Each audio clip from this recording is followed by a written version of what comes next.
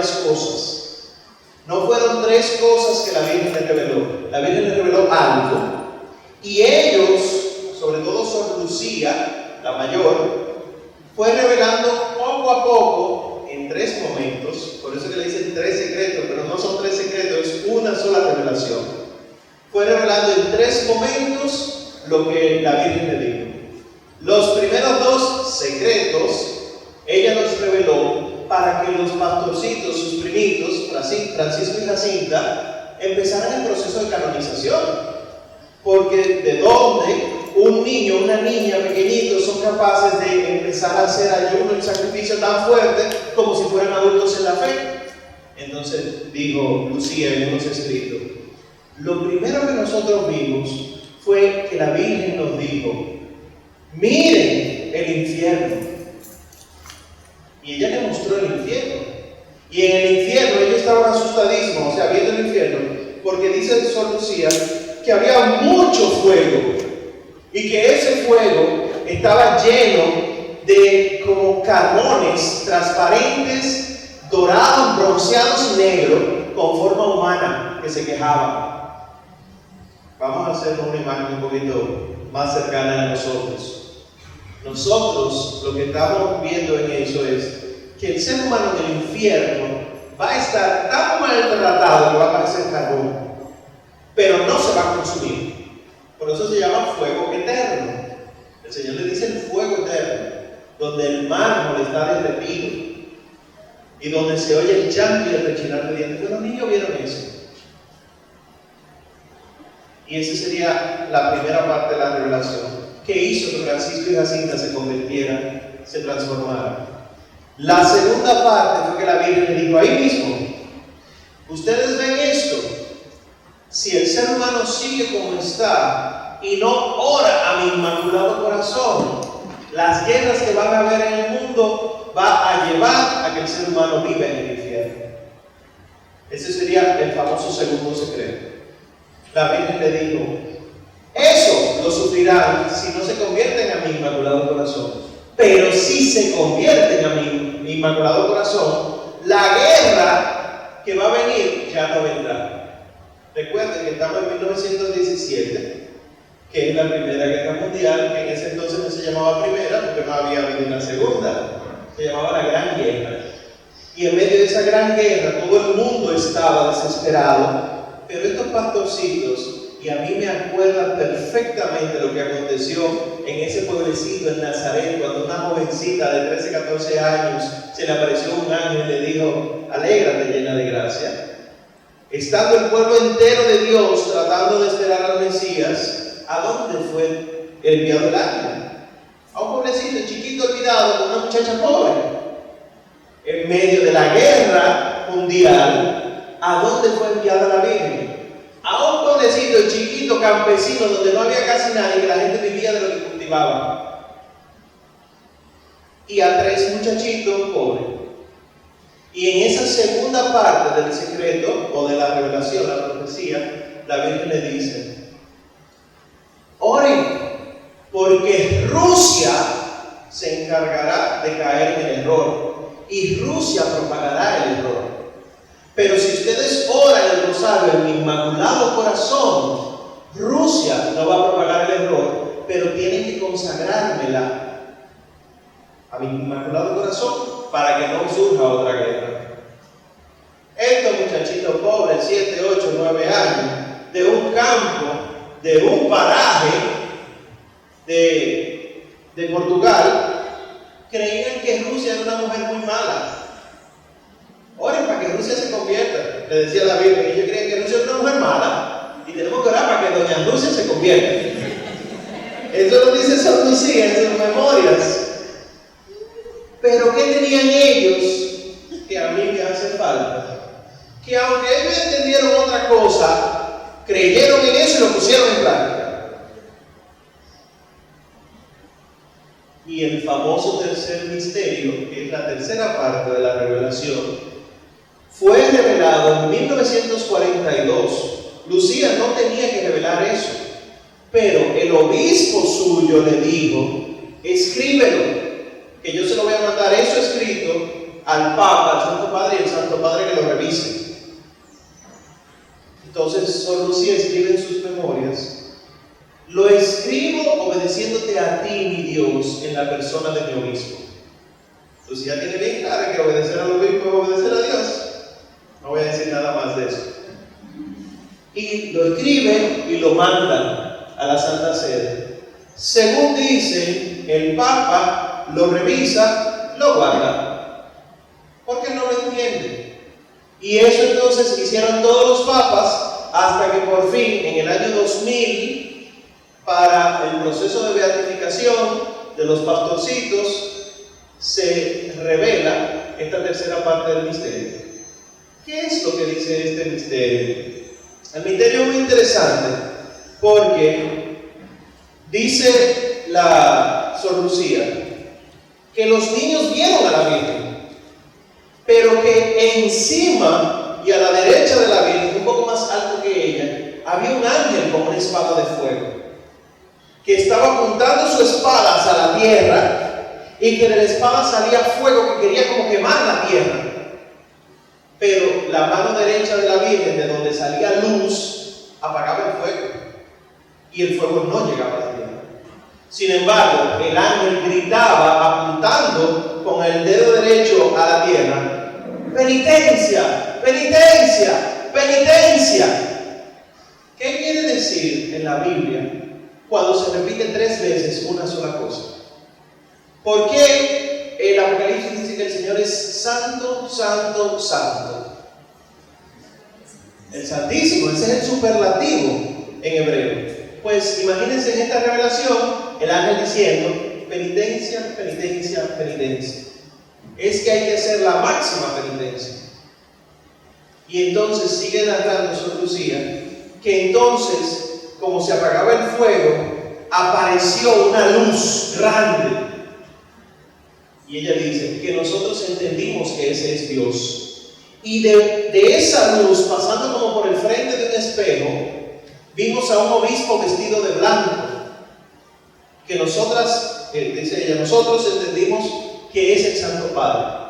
Y ese obispo de blanco caminaba en una ciudad que estaba en ruinas, donde había muchos muertos. Y entonces iba subiendo una colina, y en esa colina arriba había una cruz tosca, una cruz sin pulir, una cruz como de un árbol viejo. Y cuando el Santo Padre llega allá a arrodillarse, le disparan con balas y con flechas y lo matan. Y una vez matado al Papa, matan obispos, religiosos y religiosas y sacerdotes. Y termina la visión diciendo Sor Lucía que arriba, a ambos lados de la cruz, había 2 ángeles recogiendo en copas de cristal la sangre de los mártires. Y esas sangres se las rociaban encima a la gente que se acercaba a la cruz. Si nosotros somos profetas de desgracia y de catástrofe, el mundo se acabó, señores. Vamos a dejar este asunto por razones que el Papa no quería revelarlo. O decimos otros que somos un poquito menos agraciados: somos los hijos de su madre y sobrinos de su tío. ¿Por qué no lo dijeron antes si el mundo está acabando? Esa es la iglesia que quiere mantener todo controlado. Mira lo que dijo la Virgen en el 42, y nosotros nos enteramos en el año 2000. Y les digo yo a ustedes, y muchos nos estamos enterando en el 2017. Sin embargo, lo que diría San Juan Pablo II: si nosotros, para entender el mensaje de Fátima y creer que es una guerra nuclear, etc., lo que tenemos que hacer es desvirtuar el mensaje.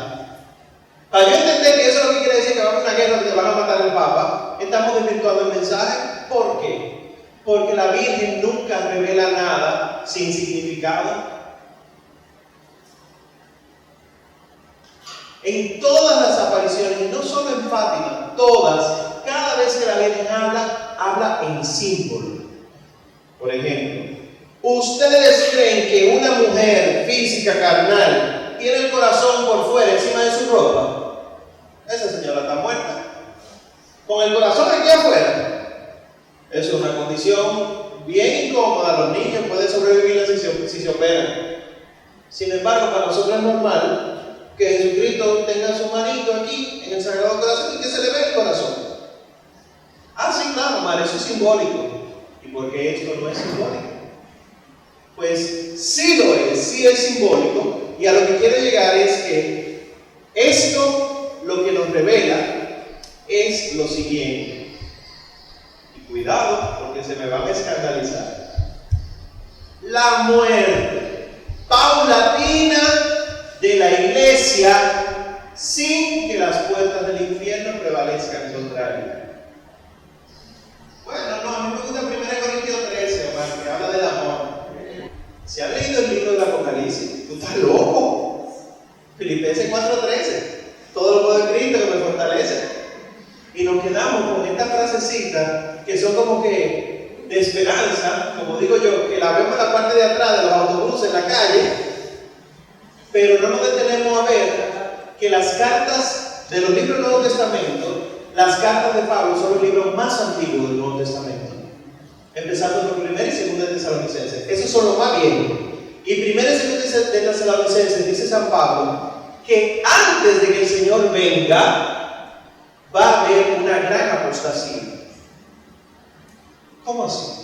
Antes de que nuestro Señor Jesucristo venga a reinar, o sea, a llamar a todos a resucitar para proceder al juicio final y luego irse con gloria a los que están en gloria y si no, sin gloria para el infierno.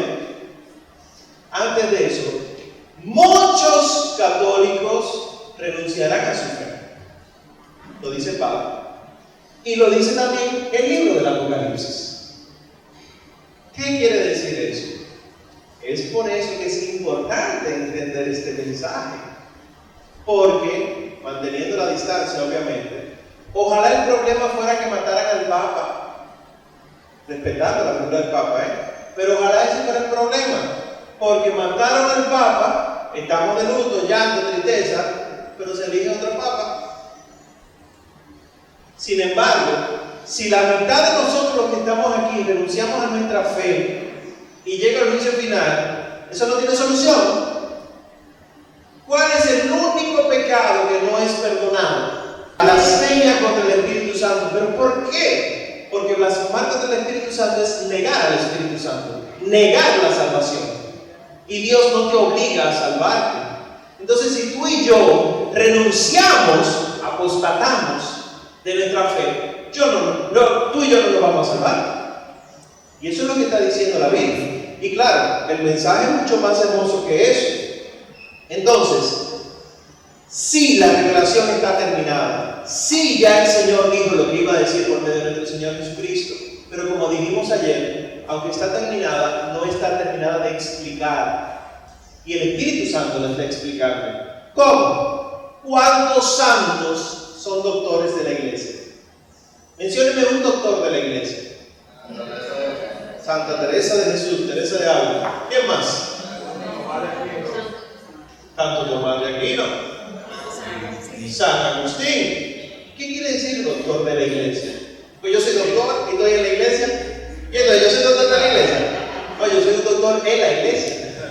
Pero doctor de la iglesia es alguien que ha tomado parte de la revelación y la ha explicado de tal manera que enriquece a la iglesia completa. Y por ejemplo, San Agustín es doctor de la iglesia porque él tiene tratados sobre la virginidad. Él tiene libros inmensos sobre la castidad. ¿Y de dónde él sacó eso? Si el Señor Jesucristo solamente en una parte del Evangelio dice que hay quienes nacen eunucos, hay otros que los hacen eunucos, y hay un grupo de terceros que se hacen eunucos por el reino de los cielos, que ahí es que la iglesia basa el tema del celibato para el sacerdote. Y San Agustín, libros así de eso, ¿de dónde lo sacó? El Espíritu Santo. Dice Agustín, dice Santa Teresa, dice San Juan de la Cruz, dice San Juan de Ávila, doctores de la iglesia, dicen ellos algo distinto de lo que ya el Señor dijo. No, solamente van a explicar. Esto lo digo porque esta aparición de la Virgen lo que hace es explicar lo que ya sabemos.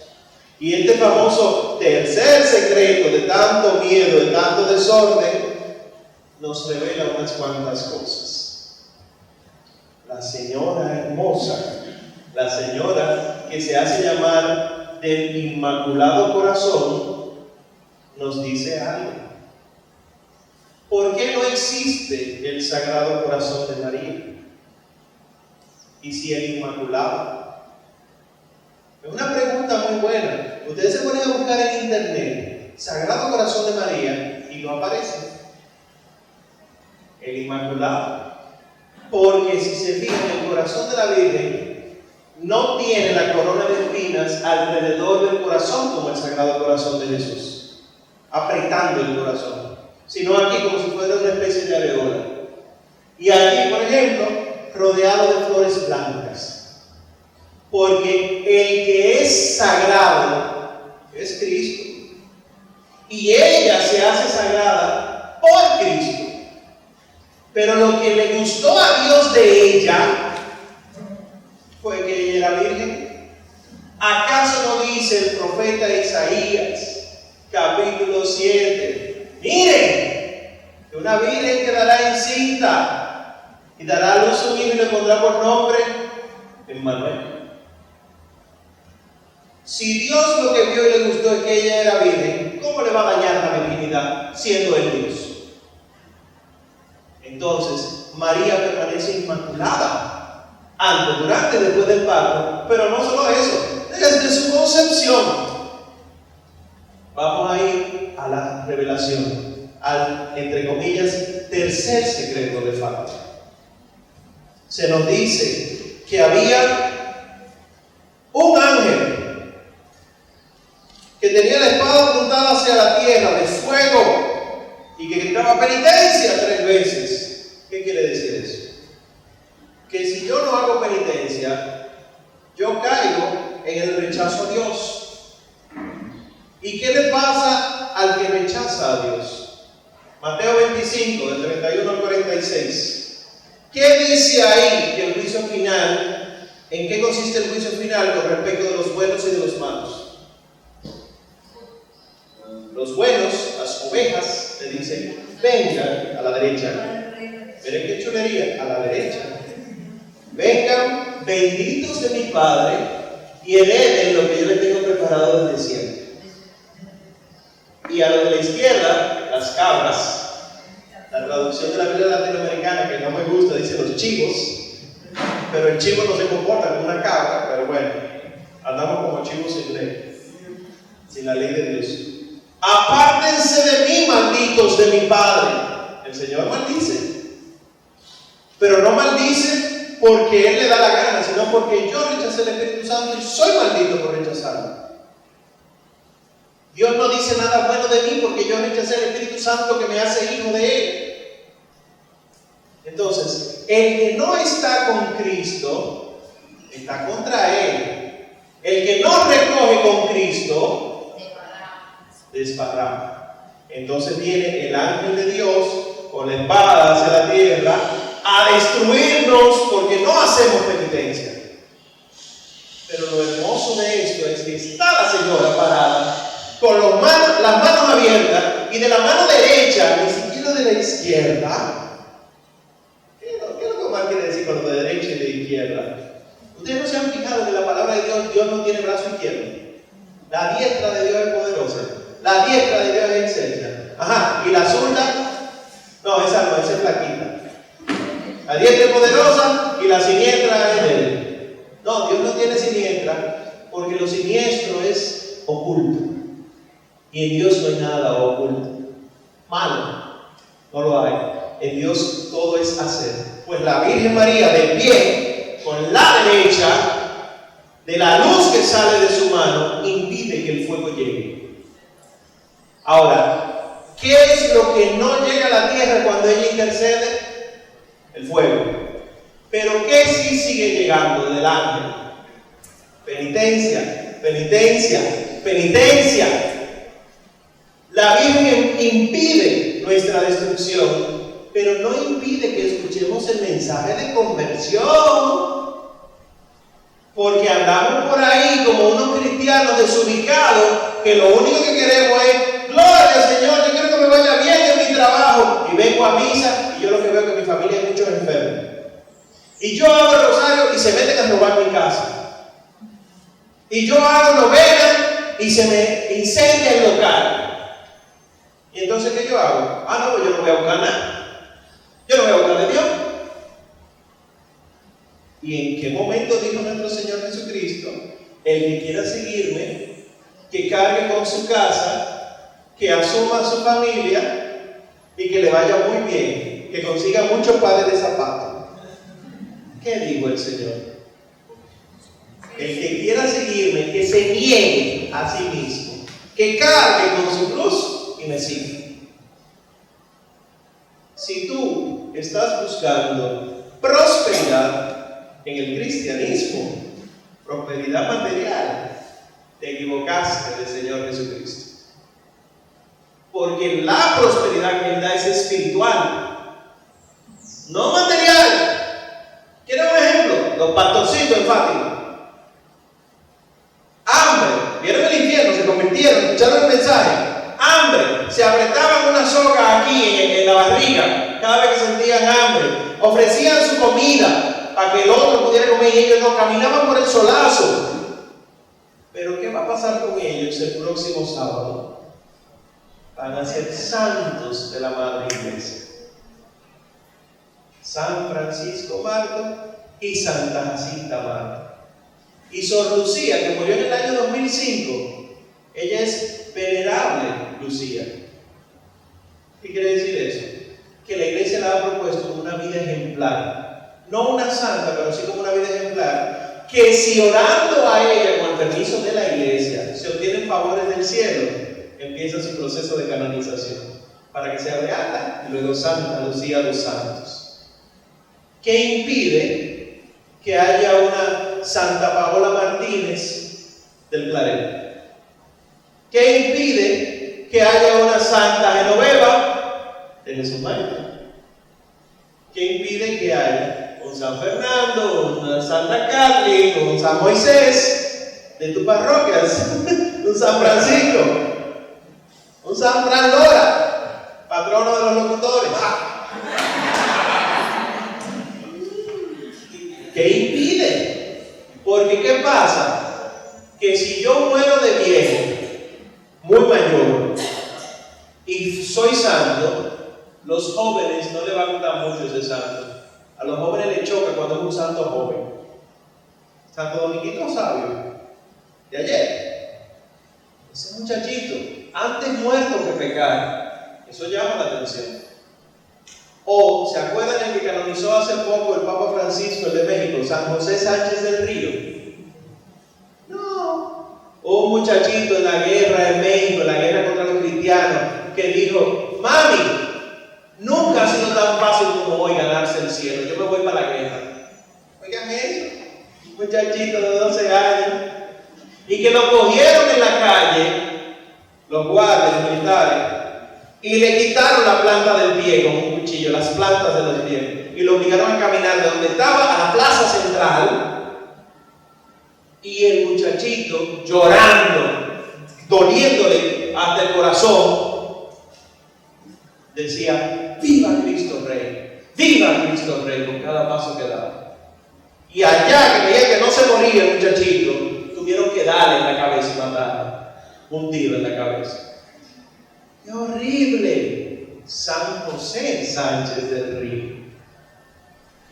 Entonces, ¿de qué nos sirve tener un amor tan grande a esta señora hermosa, etcétera? Y si la señora fuera fea.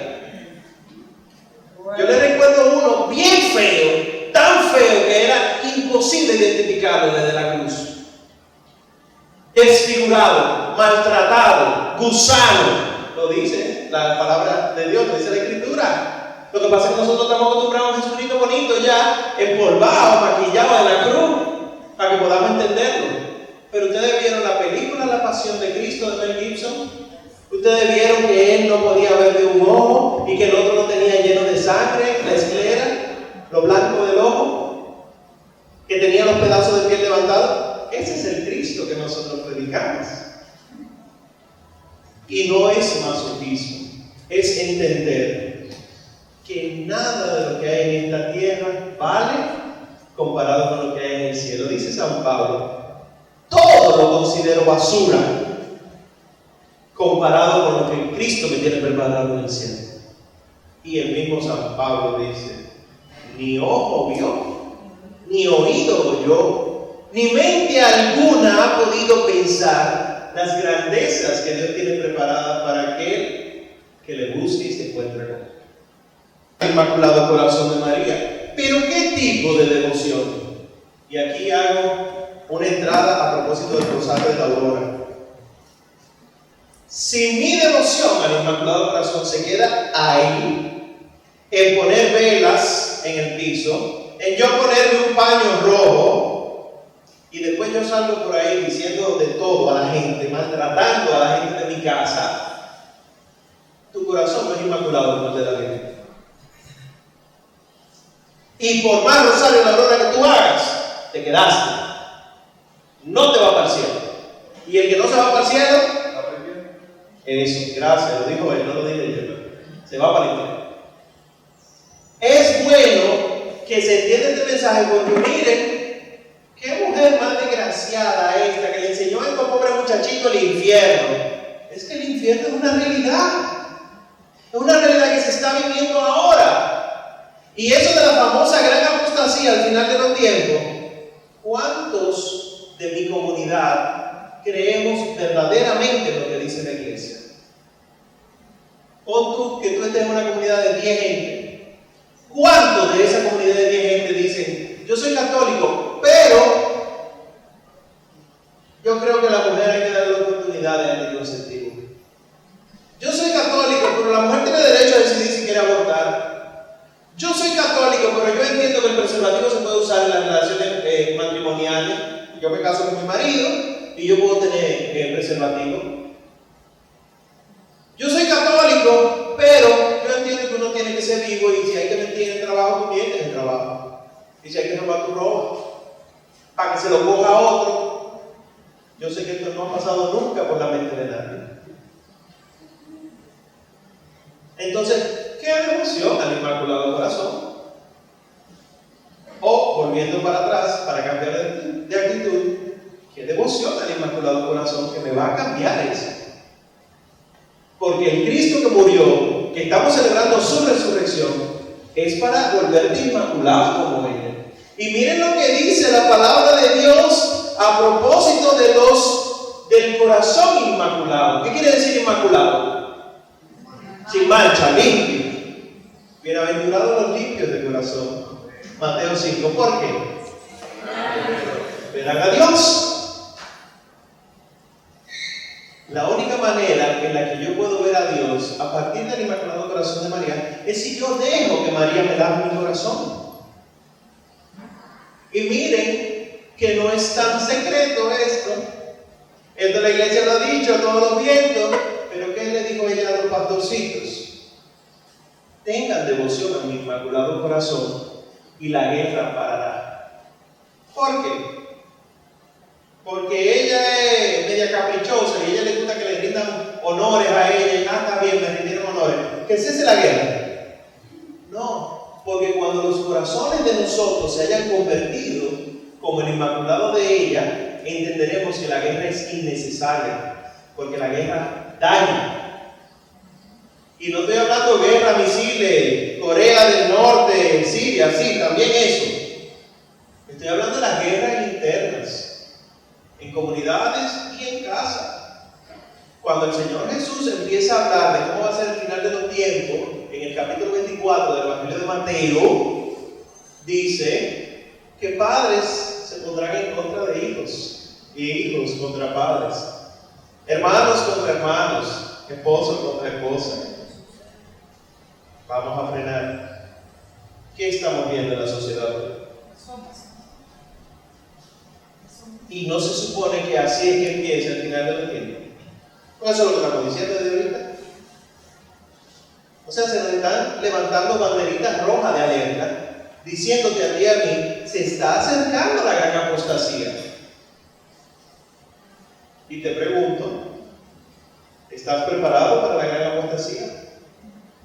¿O serás tú, seré yo, un apóstata de esos? Y esta señora, la del corazón inmaculado, ¿por qué ella tiene el corazón inmaculado?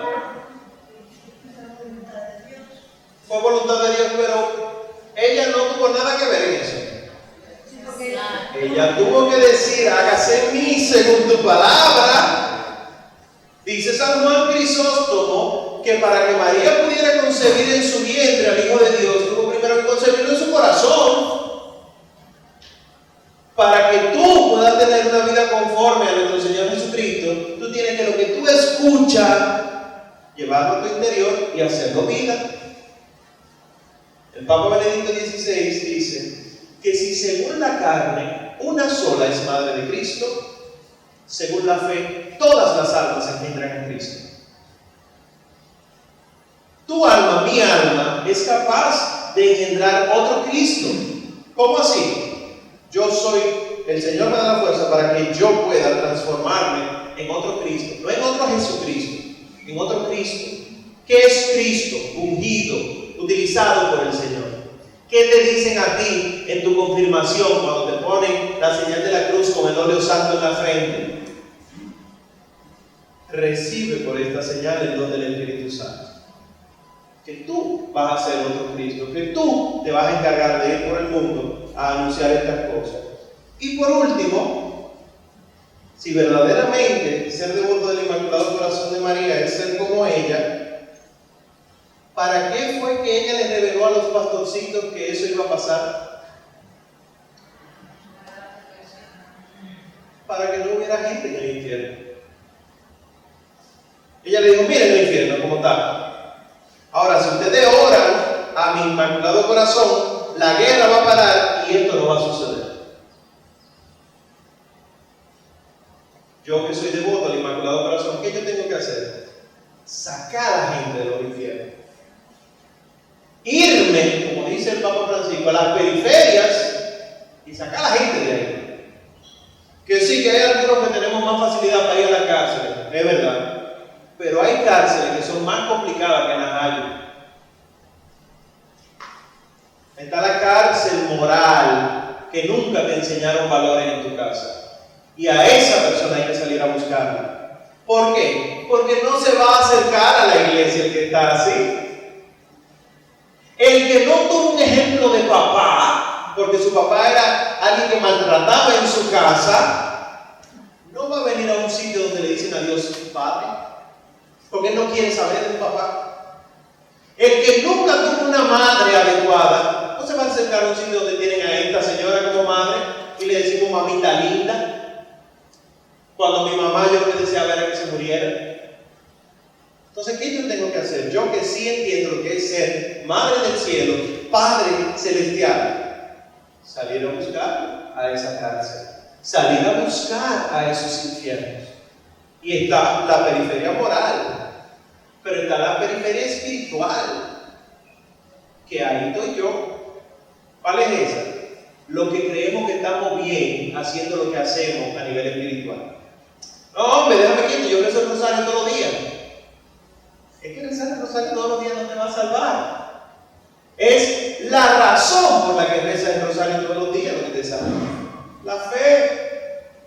¿Cuánto hemos gastado y hasta roto el rosario rezándolo? Ay, ese es el que me gustaba, cónchale. Sin embargo, no somos coherentes con lo que rezamos. Dios te salve María, llena eres de gracia, el Señor es contigo. Pero nada más contigo, con el hermano no el Señor, no. Porque ese es el que me coge el parquero. Ese es el que me corta los ojos. El Señor es contigo, con él no. Y tú ves que aquí nos arrodillamos y estamos así, con los brazos abiertos y con la cabeza inclinada. Ante el cuadro de la Virgen, ante el Santísimo Sacramento. Pero el hermanito que comulgó, eso es un desgraciado, porque él tuvo que hacer la fila así. Él no se paró cuando tenía que pararse, y eso es yo en la fila de comunión. Porque él no vio que yo estaba en la fila y se metió ahí. Esta doña cree que es dueña de la parroquia, fundadora. No se rían, ¿no? No se rían. Que así, con ese corazón sucio, estamos acercando a la comunidad. Y Y es ahí mismo. Y con Cristo todavía tragándonoslo, pensamos mal del otro. Concha, ¿para qué se le ponen atrás a uno? Para que uno se caiga.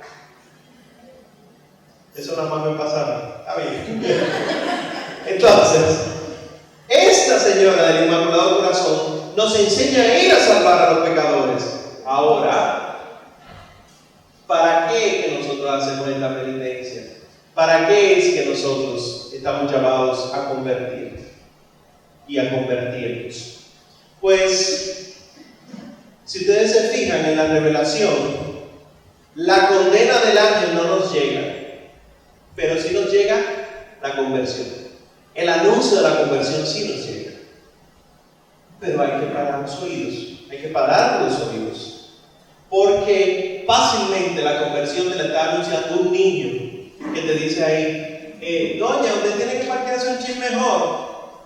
Y tú lo que dices es, estos muchachos que tanto molestan, falta de respeto. ¿Puede ser eso? Como puede ser alguien tratando de ayudarte ahí, ese muchacho del parqueo, por ejemplo, que quizás no tiene la mejor educación del mundo, pero te dice, usted se puede parquear un chin más pegado para yo poner a otra gente aquí que cargue tu carro. No, yo no voy a mover nada de eso. Pero él está pensando en el otro y tú no. ¿Quién se va a salvar? Y entonces, no me respondan que quién se va a salvar. Y entonces, tú eres cristiano. Y tú eres el que está entrando a la misa. Y lo digo a él porque es cerca, pero piensa en alguien en su parroquia. Y es verdad que hay todo tipo de personas, es verdad. Es verdad que hay oportunistas, hay quienes se aprovechan, es verdad. Pero yo no puedo estar tratando a la gente como que todo el mundo es un oportunista. Y que yo soy el santo. Yo soy el que sabe lo que hay que hacer. No, el Señor te anuncia la penitencia. El Señor te anuncia la conversión. Y si el Señor hubiera mandado el fuego de hace rato a tu vida, no el fuego del Espíritu Santo. Mira, yo creo que cuando yo cumplí los 4 años, se acabó, fin de la historia. Pero hay una que está siempre intercediendo para que nada de eso pase. Y le dice al Señor, como dijo en el capítulo 2 de San Juan, mi hijo no tiene el vino. Queriendo decir, mi hijo no está entendiendo el mensaje de la alegría. Ella sigue diciéndolo. Ella pudiera hacer un pique, lo dudo mucho, pero tratando de ponerlo humano. ¿Se imagina que la Virgen haga un pique? Diga, no hombre, ¿tú sabes cuántas veces yo le he hablado? Dale para allá. Con el ejército de ángeles. Sí, la Virgen nada más tiene que hacer así. Y la mano recta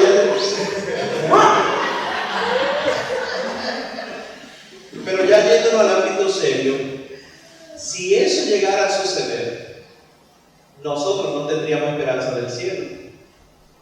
Y ella, que no le importa lo mal que la tratamos a ella o lo mal que hablamos de ella, nosotros hablamos mal de ella cuando creemos en su Inmaculado Corazón, pero no actuamos como si creyéramos en el Inmaculado Corazón. Ella sigue intercediendo. Porque el Señor de la Cruz dijo, Padre, perdónalos porque no saben lo que hacen. Y la visión sigue diciendo, que se la mencioné ahorita, que había un resplandor grande, que era Dios, y que por delante de ese resplandor se vio la figura de un obispo blanco, un obispo vestido de blanco. Este es un anuncio importante para los católicos. Si el resplandor es Dios, y por delante del resplandor pasó el obispo vestido de blanco, en el Papa tenemos a Dios aquí en la tierra. ¿Qué? Él es un ser humano cualquiera, capaz de equivocarse. Los santos siempre le han dicho al Papa, mi dulce Cristo en la tierra. Mi dulce Cristo en la tierra. San Francisco de Asís, que besaba la mano de un obispo mujeriego. Hermano, no le beses la mano a ese obispo mujeriego y traficante. Se la beso porque le beso la mano al consagrado, no al hombre. La misa. El padre cree que yo no sé lo que él hace. Y me la paso criticando al Padre. el Padre en medio de los sacramentos es Cristo. ¿Cómo está usted, Padre, aunque haya sido hijo suyo? Y eso lo dice la visión, por encimita. Y también dice que el Papa, junto con los obispos, iban caminando por un lugar en ruina, ciudad en ruina con los religiosos, y que iba subiendo ¿hacia dónde? ¿Hacia dónde iba subiendo? Hacia una colina que tenía la cruz. El camino del cristiano es un vía crucis. ¿En qué momento en el vía crucis nosotros estamos felices? ¿En qué momento el Señor estaba contento? Sí, déme más golpe, por favor. Mira, te faltó de este lado. No. Pero si nos hemos engañado, no nos dejemos engañar. Si ustedes abren el catecismo de la iglesia dice, sufrir, el sufrimiento por la enfermedad o por cualquier cosa, sufrir es abrazar la cruz de Cristo. Y por medio de la cruz pasamos de la muerte a la vida. No es ser masoquistas, sino entender que es preferible que yo sufra para que otro descanse.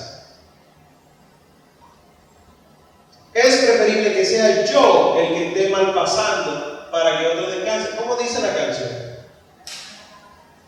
Mi cansancio, que a otros descanse, amor que quiera seguir amando. Mentirosos, para no decir otra palabra, mentirosos. Amor que quiera seguir amando, llega temprano y ayuda a arreglar la silla. Mi cansancio, que a otros descanse, quédate de último en el aula por si acaso no hay sillas para que seas tú que la busques. Ay no, eso no aplica. Entonces, sí aplica porque el cristianismo es un camino de conversión, es un vía crucis, es un ascender, pero es un ascender hacia la cruz y está todo el mundo no muerto, matado allá arriba. Ahora, ¿con qué concluye la visión? Que los ángeles toman la sangre tuya del martirio y se la rocían a los otros para que los otros puedan llegar a Cristo. Y eso es lo que la iglesia ha dicho durante 2000 años, que la sangre de los mártires es semilla de conversión. La sangre de los mártires, semilla de conversión. ¿Cómo así? Cuando yo conozco el testimonio de alguien que a pesar de los problemas que tiene, persiste en alabar a Dios, eso me llama la atención. En tu trabajo, en tu casa, abuelita, tío, tía, colega, ¿qué es lo que tú haces? Que tú tienes todos los problemas de todo el mundo, pero como quiera tú estás como tranquilo, tú estás como tranquila. ¿Qué es lo que tú haces? Eso es testimonio. Y ahí te aprovecha y le dice, ¿qué tú vas a hacer el domingo a las 11 de la mañana? Vámonos para mi parroquia. ¿Qué tú vas a hacer mañana en la noche? Vámonos para mi comunidad. Así, no empieces ni que Cristo te ama, porque la mayoría de la gente está predispuesta con eso. Ahora, de lo que la gente no está predispuesta, no es de los predicadores, sino de los testigos. Decía Pablo VI, ya el mundo está cansado de los predicadores. El mundo lo que necesita es testigos del Evangelio. ¿Qué es eso? Como diría San Francisco, hay que evangelizar en todo momento y cuando sea necesario usar palabras. Hay que ser testimonio coherente.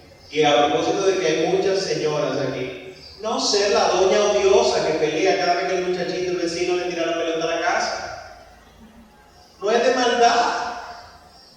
No es ser la persona antipática porque sucedió un accidente. Ese es mi caso. Yo venía por la Bolívar hace unos cuantos años de noche, tranquilo, por mi carril de la izquierda, que se supone que uno va un chin más rápido, y había un carrito que iba por el carril de la derecha, pero iba un poquito más lento. Pues yo voy por mi carril y el carrito viene desde la extrema derecha y se me tira a la izquierda adelante. Y yo no puedo frenar, y lo que hago es tirar a la izquierda a la acera frente a la Universidad Católica, donde hay unos postes de cemento y le rozo a uno por el lado. Y el carro se para atrás de mí. Ya ustedes saben, este fuego interno, mala palabra, improperio, de todo, y me desmonto y voy al carro, no le pasó nada y voy a entregarme al tigre. Y se desmonta un señor de la misma edad de mi abuelo que me dice: excúseme, ¿usted le pasó algo? Mi esposa me dijo que está haciendo un curso aquí en la universidad y ella me dijo que había una puerta abierta y yo no la veía y la vi ahí y no vi el carro suyo. Cuando yo entendí que mi abuelo que manejaba en ese entonces pudo haber sido maltratado por un joven como yo porque no le importaban sus limitaciones de edad, todo eso en fracciones de segundos, yo dije: excúseme usted a mí, usted está bien. Y tuve que tragarme todo lo que el demonio me había metido en la cabeza, tragármelo. Pero estamos trabajando para que el Señor me santifique. Y ahí es donde reside la diferencia entre un cristiano que quiere convertirse y un cristiano de nombre. Esta señora, mírenla, esa señora, si viviera ahora en el año 2017 y condujera vehículos en la ciudad de Santo Domingo, probablemente sea una señora, mire, que no es vieja, pero que maneja el paso. Tuve la oportunidad a principios de año con un hermano de visitar la diócesis de Barahona. Y allá el obispo nos recibió con mucho agrado en su casa, muy contento. Y él nos dijo algo que a mí me dejó pensando hasta el día de hoy. Que cuando él estaba aprendiendo a conducir, a él le enseñaron que cuando uno pasa de 80 kilómetros por hora es un milagro. Y yo le pregunté: ¿pero cómo así, monseñor? Sí, porque todavía a 80 kilómetros por hora tú puedes frenar con cierta dificultad, pero puedes frenar si pasa algo. Ahora, si ya tú vas a 90 o a 100, frenar se hace muy difícil. Eso es lo que le pasaba a este que iba por la avenida Bolívar. Frenar es muy difícil y por lo tanto los accidentes son más propensos. Y cada vez que yo me monto en el carro, yo digo: por encima de 80 es un milagro quedarse vivo. Para yo disminuir la velocidad. Esta señora probablemente, ese es mi parecer, conduciría como a 40 y se la pasaría recogiendo pasajeros. ¿A dónde usted va? Venga, yo me llevo. Probablemente. Y cuando llega a una intersección le cede el paso. Y le cede el paso a los peatones. Probablemente. Entonces, si eso es ella en el día de hoy, y yo que la amo a ella, mira como a nadie, ¿por qué no tratar de evitarla? Y quiero que nos quedemos con esta reflexión. 3 supuestos secretos de Fátima, que no son secretos nada, que son un mensaje antiguo y nuevo. Es amar al prójimo y es amarnos como Cristo nos ama.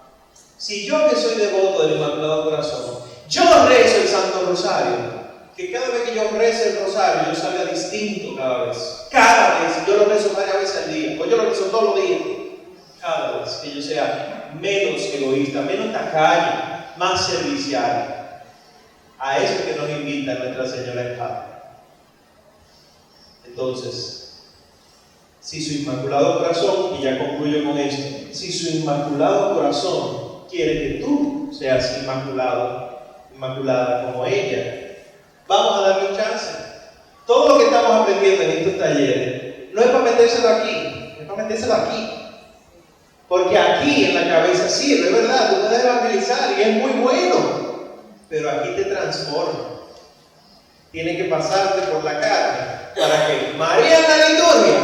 Sí, porque María respeta a nuestro Señor Jesucristo. ¿María en el arte sacro? Sí, porque la iglesia tiene algo que decir de María. María y los hombres, María y el pueblo de Dios, María el escapulario.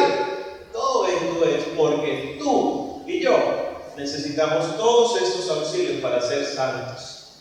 Si no, fuera muy difícil. Demos gracias a Dios porque tenemos una madre en Fátima tan buena, una madre tan perfecta, inmaculada, que siempre está rezando por nosotros, pero que nos dice: recen siempre, hagan penitencia y conviértanse para que mi hijo tenga misericordia de ustedes. Amén.